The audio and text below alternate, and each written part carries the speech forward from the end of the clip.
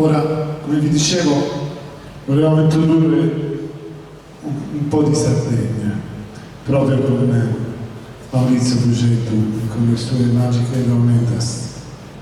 Il maestro Maurizio Fugetto ha dedicato proprio a Ennio Morricone, a cui è stato nominato tra l'altro da poco per parte della musica.